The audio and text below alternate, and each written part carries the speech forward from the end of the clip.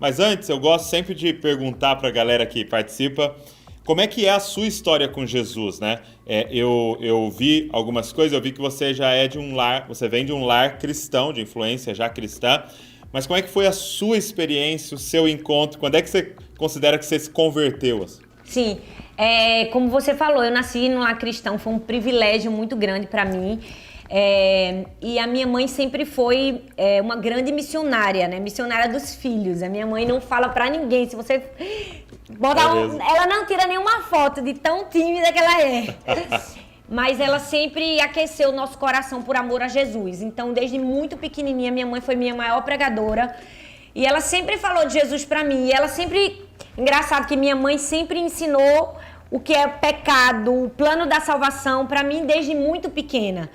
Então, eu não consigo me lembrar de um dia específico, sabe, que eu disse assim, hoje foi o dia que eu entreguei minha vida a Jesus, mas eu consigo perceber que foi na minha infância, que minha mãe desde criança me mostrou a necessidade de um salvador, de que eu era pecadora, de que eu precisava entregar minha vida a Jesus, né, que ser filha de cristão não me faria cristã. E desde muito cedo eu entreguei minha vida a Jesus e assim, vivi esse ambiente por amor a Cristo, sabe? Então, assim, a minha vivência, meu processo de conversão foi assim, foi desde muito pequenininha.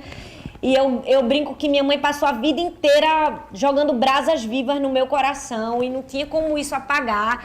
Quando eu tivesse mais velha, eu falo até que quando eu cheguei na minha adolescência, que eu fiz vestibular e fui fazer faculdade, estudei secularmente, minha mãe, ela me inflamou tanto por amor a Jesus e a missões que quando eu me formei, no dia da minha formatura, né, o palco subia assim, aquela coisa de festa e tal, e todos os meus colegas levantando o canudinho, e agora eu sou doutor, e aquele sentimento de insatisfação, de incompletude, eu dizia, meu Deus, eu vou fazer o que agora? E eu lembro... Esse papel aqui. E eu me lembro muito bem que eu levantei o meu canudinho e eu disse assim, Deus... Se o Senhor quiser que eu use isso aqui para a tua glória e que eu seja um instrumento, né, nessa minha profissão, eu vou fazer, mas se o Senhor quiser que eu abra mão de tudo, eu também estou disposta a fazer isso.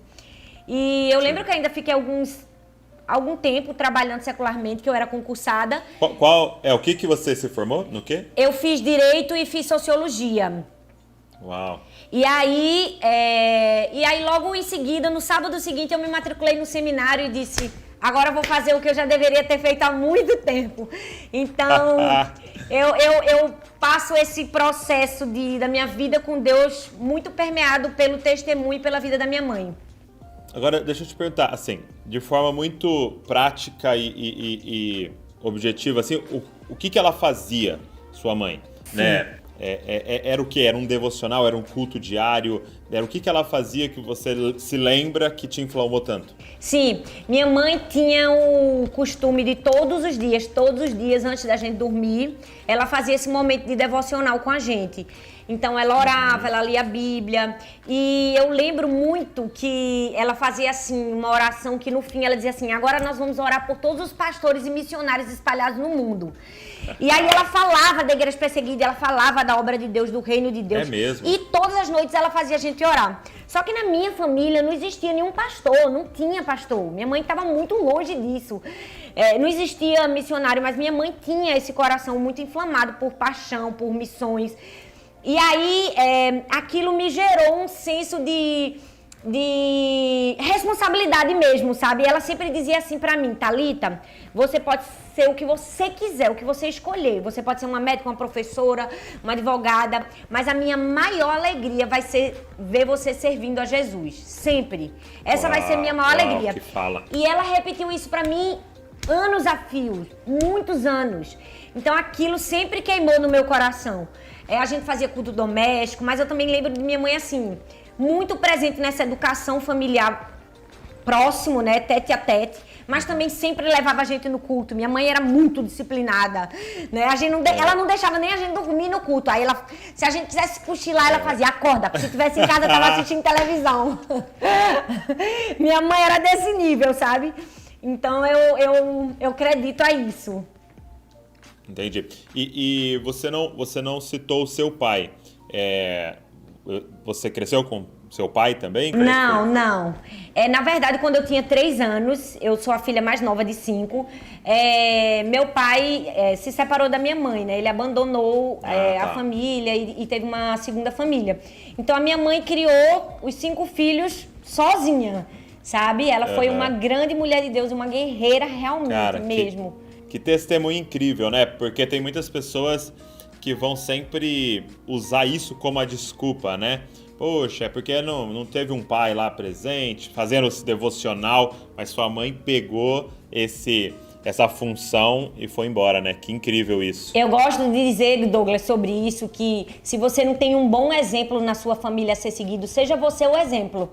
Muitas pessoas ficam, mas é porque eu não tive pai, porque minha vida foi sofrida. Eu imagino que todo mundo passa por sofrimentos.